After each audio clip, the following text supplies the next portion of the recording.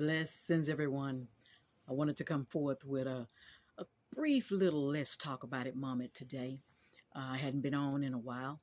I'm Pastor Brenda Malla Davis, of In Spirit and Truth Worship Temple. And this is In Spirit and Truth Ministry. Let's talk about it moment. Like I said, I hadn't came forth in a while with a let's talk about it moment. But today God put this in my spirit and I said I was going to come forth with it because I've had some people come forth and I had a discussion with a couple of people and right now we're in a season where our now faith is being tested to where we feel as if our hope is in vain, but God says that your hope will not be put to shame. So God told me to come forth with this scripture reading today. Scripture reading is Hebrews 12, and I'm going to start at verse 1.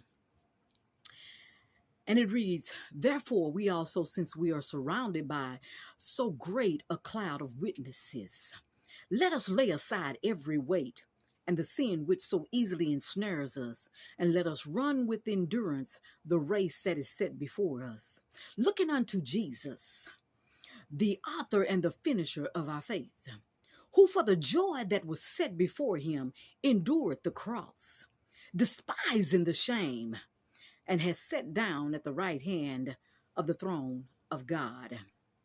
For consider him," I'm going to say that again, "for consider him who endured such hostility from sinners against himself, lest you become weary and discouraged in your souls." May the Lord have a blessing to the hearers, readers, and most of all doers of his word. Now, it starts off with therefore. I want to tell someone, you're in a therefore season. You're in a therefore season. But what you need to understand is that you're not there by yourself, and there's others that have been there. It says, therefore, since we were surrounded by such a great cloud of witnesses. Witnesses means that there are those that can witness where you are right now. Those that have been there where you are right now. Those that have been discouraged. Those that have been in a place to where they feel so downtrodden in their spirit. Those that don't even know which way to turn or to go. Those that don't know that God was still making a way. But it goes on to say, let us lay aside every weight. Can I tell you today? Lay down your burden. Lay aside every weight that so easily ensnares us. So I wanted to tell someone today, your now faith is the substance of things hoped for and the evidence of the unseen. Hebrews 11:1. God already knows where you are in this season. He already knows what you're dealing with and what you're up against. But you still have to trust him and endure. Enduring is not always easy. But in this verse, it says, let us run with endurance. In other words, he's letting you know that this is not an easy thing. It's not a cakewalk. You got to run with endurance. In other words, you got to be diligent with your endurance. Yes, we've got to endure in the midst of everything that is going on. Meaning you got to hold on. You got to hold on to God's unchanging hand. We've got to run this race that is set before us. But the only way we can run it is looking unto Jesus, who is the author and the finisher of your faith.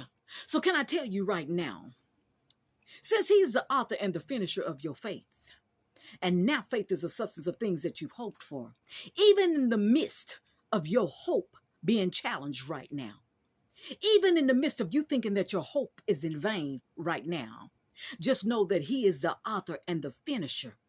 So he has all rights to edit your story. Can I tell someone now, you're in the midst of God editing your story. What happened in your life, what is going on right now, anything that has happened in your life, just know that God already knew it was going to happen. This ain't took him by surprise. He already knew that it was going to happen. He already knew that you was going to fall short of his glory. He already knew that the economy would change. He already knew how how the situation would be with politics right now. He already knew all of this. It ain't took him by surprise. So God already knows. But can I tell you something? All things are still working together for the good of those that love the Lord and those who are the called according to his purpose. See, what we got to understand that even in the midst of this right now, it's working together for the good of those that love the Lord. So if you love the Lord, don't allow this to move you. Can I tell someone today, whatever your this is right now, don't allow it to move you, because God already knew it was going to happen. You see, if he's the author and the finisher of your faith, he already knew that your faith was going to be challenged. He already knew that your now faith was going to be weakened by whatever has happened in your life and in this season. But can I please encourage someone today by telling you God is using this and he's going to work it out for the good. See, no matter what the enemy meant for bad, God is going to turn it around and work it for the good. See, we're dealing with an accuser right now. So what he does is that he goes around and everything that happens in your life, he uses it to accuse you as not being who you say you are.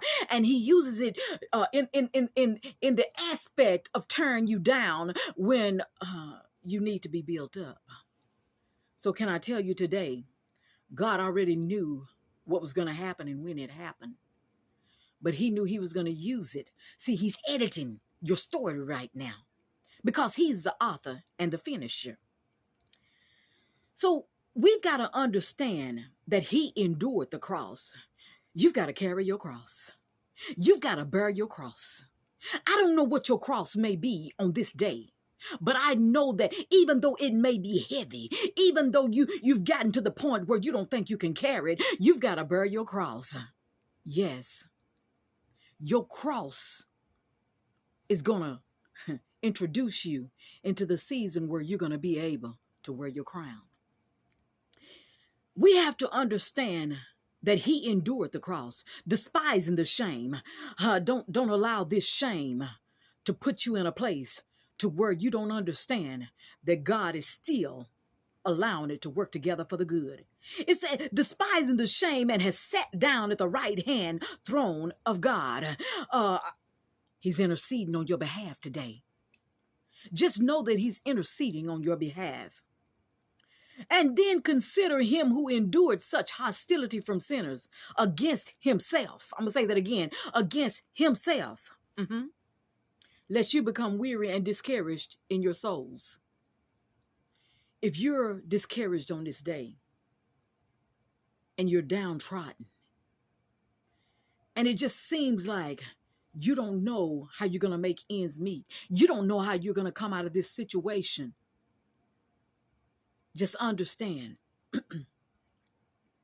that in the midst of all things, God has not left you nor forsaken you. He's going to turn it around. Can I tell someone today, this is your therefore season where God is going to turn some things around. You're not even going to understand what is happening, but trust the process. I didn't come before you to stay long today. I just wanted to do a brief, let's talk about it moment. Just know that God is still making a way out of no way.